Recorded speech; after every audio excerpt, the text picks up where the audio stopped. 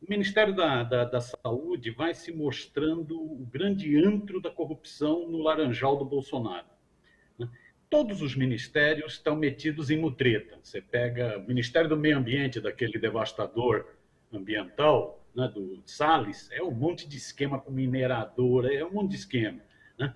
Você pega mesmo o Ministério do Posto Ipiranga, do Paulo Guedes, é bom ficar de olho, porque ali é impressionante como é gente do capital financeiro que está dentro do ministério, aí sai do ministério, já está de novo nos bancos.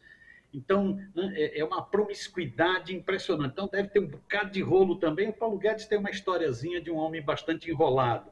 Todo laranjal bolsonariano é uma farra. Né? É uma farra. Agora, o da saúde, em função da CPI, né, está se mostrando isso. É um antro. É um antro. Aquilo virou, é uma nojeira o que está ocorrendo no Ministério da Saúde brasileiro, infelizmente. Né? E é isso, virou inclusive uma guerra de gangue. Muito do que está aparecendo de denúncia de corrupção, né, de banco que não é banco, sócio que não é sócio, né, muito do que está aparecendo de denúncia de corrupção, né, tem a ver com uma guerra entre quem já ocupava o ministério desde a época do golpe contra a Dilma, desde a época do traíra Michel Temer, né, então o Ricardo Barros, né, o Ricardo Lamas. Então era aquela turma, né, que já estava lá ocupando. Você vê que o Ricardo Lamas, Ricardo Barros, levou um monte de empresa da cidade dele para dentro do ministério. Um negócio impressionante, né? Onde ele foi prefeito do Paraná. Então, ele estava lá já desde a época do Michel Temer, como ministro da Saúde, e criou lá um esquemão. Uhum. Aí entraram os milicos, entrou o general Pesadelo, o general Pazuello, né, e levou a tropa dele também, levou a República dos Coronéis. É coronel Elcio para tudo que é lado. É Elcio Coronel, Elcio Coronel, Elcio Coronel, para tudo que é lado. Né? E começaram a briga. E a briga permitiu que vazasse esse monte de sujeira. Então é terrível o que está ocorrendo com a saúde pública, com a vida dos brasileiros. O que está em discussão, esse sujeito que está depondo, né, essa coisa cômica, né, que nem o governista, nem o senador governista acredita, né, pede para suspender logo essa desgraça, né, mostra a que nível que chegou o laranjal bolsonariano. E tinha gente que achava que ia combater a corrupção. Haja gente ingênua nesse Brasil. Né? Não é? Eu sempre costumo brincar, Miro, que assim, definitivamente não era sobre corrupção, né? Não era sobre a corrupção. Enfim, e tem uma coisa que aí até queria saber a sua avaliação, a relação do Marcos Tolentino com o Ricardo Barros, ela ainda não está clara, né? O Marcos Tolentino, você acha que a CPI vai conseguir chegar a isso? Seria um bom caminho? Eu acho que a situação do Ricardo Barros se complicou. Né? O Ricardo Barros, por educação, essa turma é muito civilizada, teórico revolucionário chamaria de cretinismo parlamentar. Por cretinismo parlamentar, o Barros, na primeira ida à CPI do genocídio, ele foi como convidado. E como convidado, ele sapateou, ele atacou os próprios senadores. Ele disse que a CPI do genocídio era culpada pelo genocídio. É brincadeira, o sujeito é muito escroto, o sujeito é muito cínico. Então, o Ricardo Barros, como convidado, foi lá e atacou os senadores. Só que depois, em função dessa brincadeirinha de mau gosto dele, dessa falta de educação, de um convidado não educado, ele passou a situação de investigado. E como investigado, a coisa complica mais, porque você tem quebras de sigilos, né? Você pode até ter um outro depoimento, mas não é obrigatório ter um outro depoimento. Mas você tem investigações sendo feitas, o sujeito não é mais convidado. Essas investigações, principalmente com quebra de sigilo telemático, telefônico, fiscal, bancário, isso pode mostrar os vínculos que o Ricardo Barros tem com a turma lá de Maringá e com esses empresários, com essas várias empresas. Né? Então, vamos ver. Né? Esses documentos estão sendo analisados, alguma coisa já até vazou. Né? Outro dia mesmo, o Aziz dizendo que o Ricardo Barros não tem muito por onde escapar, né? O Renan dizendo que ele tem culpa no cartório, né? Então vamos ver, aí é que vão se fazer esses vínculos, né? Essas ligações com empresas Não dá nem para chamar de empresa, com esse bando de corrupto que lucra com a morte. Né? Lucro macabro. Você lucrar com a morte é de matar, né? É uma coisa terrível. Exatamente. Então, eu acho que esses vínculos vão ser estabelecidos. O Ricardo Barros ele vai ter que mudar o nome para Ricardo Lamas mesmo. Eu não tinha ouvido você falar isso ainda, eu adorei. Bom, quero agora também falar do outro debate que tem sido importante. Claro que hoje, de ontem para hoje, ele dominou o debate público, mas a gente sabe que isso... há muitos meses os povos indígenas vêm falando e tentando sensibilizar a sociedade sobre a importância da não aprovação do marco temporal. A gente viu, inclusive no VT aí, né, na abertura do programa, a mobilização gigantesca que teve em Brasília, bem bonito também a vigília que foi feita. O relato da própria ONU, né, indicando que não se aprove o marco temporal. E aí, Miro, o que você achou tanto da mobilização quanto da tendência à aprovação ou não? Qual que é a sua avaliação hoje, considerando as perdas gigantescas que tivemos para a natureza, né, para o meio ambiente e para os povos indígenas, justamente com Ricardo Salles e sua turminha, né? Então, eu não sou um especialista nessa questão, Maria Tereza. Mas estou acompanhando emocionado o que as comunidades indígenas estão fazendo. Negócio impressionante. Você ter 6 mil, né, indígenas em Brasília é a maior manifestação desde a Constituinte em 88. Né? Você ter lá 173 povos, se eu não me engano, estão presentes, né? 173 povos indígenas, né? Fazendo ato de uma simbologia, de uma beleza impressionante. Essa imagem mesmo que você mostrou, né, das velas, né, Brasil, terra indígena. O protesto bonito, né, um negócio bonito, emocionante e tal. Então, é uma mobilização que merece todo o apoio, merece grande divulgação, né, grande solidariedade. Os povos indígenas estão na luta pelos seus direitos, e que são os direitos do povo brasileiro. Né? A Carol Proner, que acompanha muito os trabalhos do Supremo no Brasil, acha que é bem provável que o Supremo vai enterrar essa história de marco temporal, que isso é uma aberração, isso é uma coisa que nega todos os estudos antropológicos, todos os mapas antropológicos, isso é uma aberração. Né?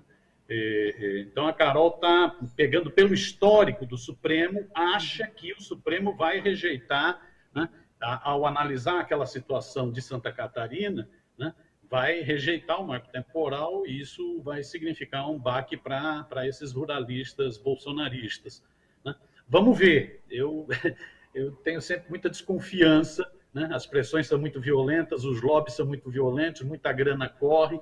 Né? Vamos ver o que vai dar agora no Supremo. Mas, pelo histórico, a impressão que dá é que rejeita. A situação, inclusive, de Santa Catarina é impressionante. Né? Essa situação dos índios Chocren, eu estive lendo um pouco esses dias, né? Chocren é um negócio, quer dizer, os caras, na fase de expansão colonial, na fase de expansão capitalista na região, né, no estado, essa turma era assassinada e cortada a orelha, tinha que levar o par de orelha para receber o dinheiro.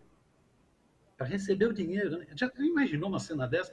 Você matava a comunidade, matava os indígenas, e para receber a grana, esses bugreiros cortavam a orelha e levavam a orelha para receber o dinheiro. Documentos revelados da época da ditadura mostram que na época da ditadura, isso eu estou falando antes do século XIX, agora, sim, na ditadura, né, você teve áreas do Choquengues dinamitadas, áreas onde Forças Armadas entraram com metralhadora. Tem cenas de cortes de pessoas. Muito pesado. Documentos mostrando. É um negócio muito pesado. Então, o governo de Santa Catarina tem uma dívida. Isso não tem que estar comprovado em outubro de 88 que eles estavam na Terra. Né? Não tem que estar. Esse marco temporal é uma aberração jurídica. Né? toda uma história, todo um estudo antropológico que demonstra a chacina que foi feita a esse povo. Esse povo merece as terras. Merece as terras. Né? Então, a Carol diz que possivelmente o marco temporal será derrotado. O problema é esse. O que a Carol fala, ela é que é estudiosa disso, ela que manja disso. Né? Agora, o que me chama a atenção é que essa turma de ruralistas, garimpeiros, mineradoras, está muito excitada. Né? Bolsonaro significou a chegada deles ao poder. Sim. Né? Essa turma sempre foi assassina, né? Sempre foi anti-indígena, né? E o Bolsonaro é o representante delas que chegou ao poder. Então, essa turma está muito excitada. Você vê que um dos que está bancando essa ação pelo marco temporal é aquele sujeito que participou junto com aquele sertanojo, aquele Sérgio Reis, né? Participou daquela reunião para preparar segundo o Sérgio Reis, não sou eu que estou dizendo, a invasão e a quebradeira de tudo, né? do Senado. Né? Esse presidente da Associação dos Produtores de Soja, AsproSoja, sei lá como é o diabo do nome da associação, ele é um dos que está bancando esse negócio. E essa turma está muito excitada, madeireiros, mineradoras, está muito excitada, a pressão é muito violenta, o jogo é muito pesado. Espero que o Supremo não cometa esse crime civilizatório, né? Espero que o Supremo enterre de vez essa aberração, né, que nega todos os estudos antropológicos, né, do marco temporal. Espero. Sim, exato. Esperamos todos. Agora, é uma coisa... o tema, né, de territórios indígenas, eu fico um pouco decepcionada com a mídia, de uma forma geral, porque às vezes eu sinto que ela é muito reativa, ou seja, é o que eu comentei agora. Os indígenas têm falado desse debate do direito à terra há muito tempo. E eu sinto que, de certa forma, a mídia erra um pouco em não explicar exatamente o que está em jogo, né, nessa cobertura.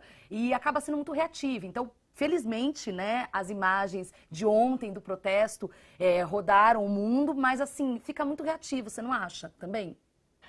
É que aí, Maria Tereza, eu acho que é triste, né, porque é evidente que precisaria ter uma muito maior repercussão. Né? Qualquer reportagem num jornal nacional falando, por exemplo, sobre essa questão de Choclengues, mostraria a gravidade da situação. Né? Era só pegar os documentos. Pegar os documentos que o CIMI está disponibilizando, né, que o Conselho Indigenista Missionário está disponibilizando, mostrar o que foi o massacre, né, desse povo indígena. Né? Isso teria uma grande repercussão. Mas a mídia não faz isso. Eu acho que não faz isso, não é porque não é pauta. Eu acho que aí tem interesse. Tem interesse em jogo. Não é a Globo que diz que o agro é pop?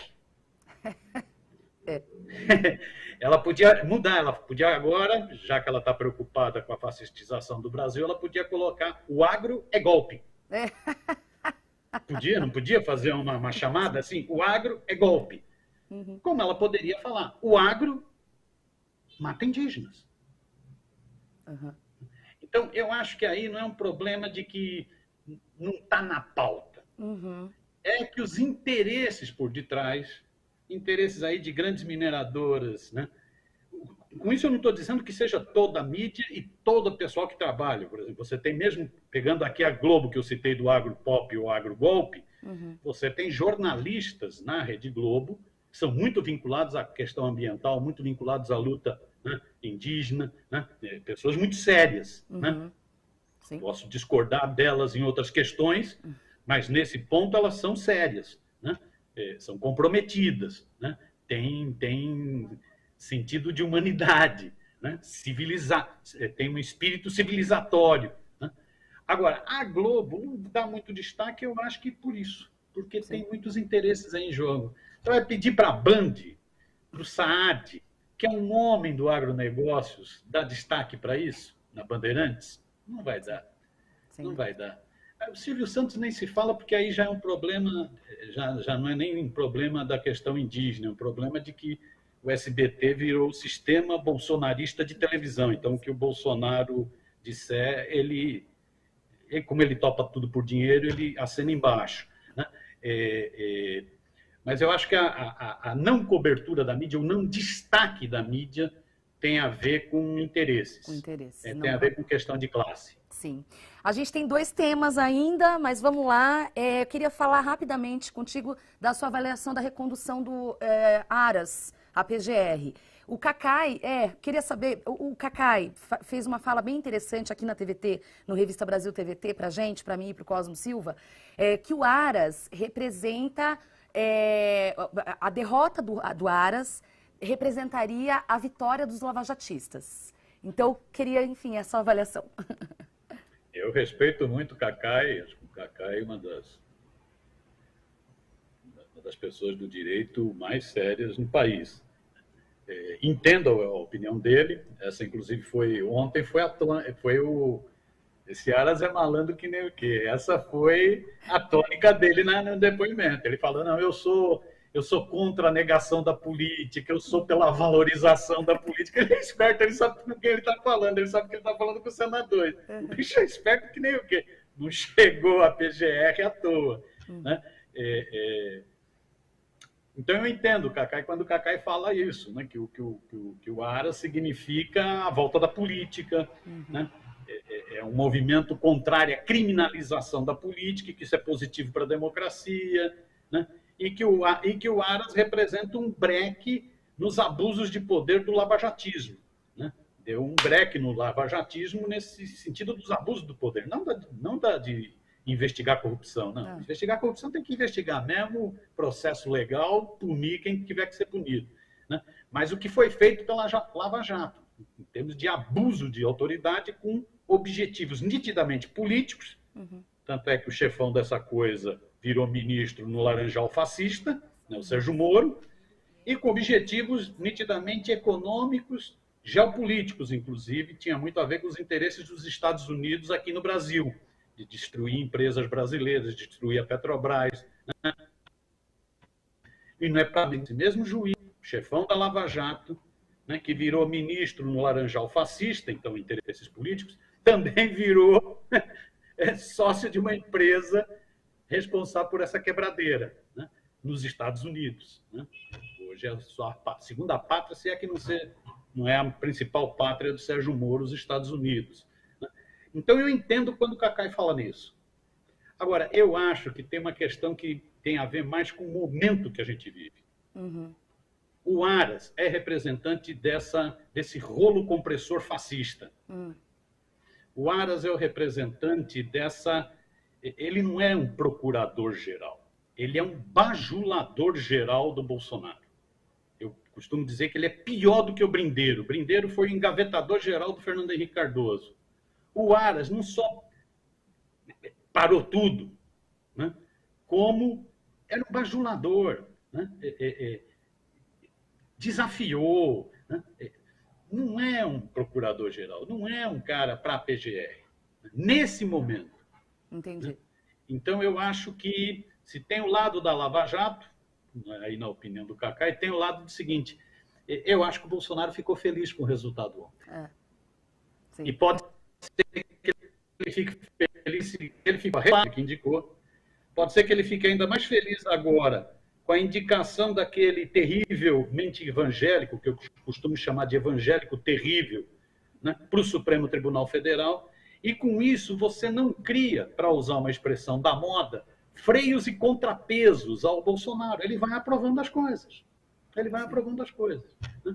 Vamos ver. Eu espero que o Cacai, não do ponto de vista da análise do passado, mas na análise do futuro, ou seja, que o Aras agora vai bater mais as asinhas e vai ficar mais livre, né? E peite mais o Bolsonaro, já que esse é seu último mandato de 2 anos, eu espero que o Cacai tenha razão. Espero que o Aras seja realmente um PGR, né?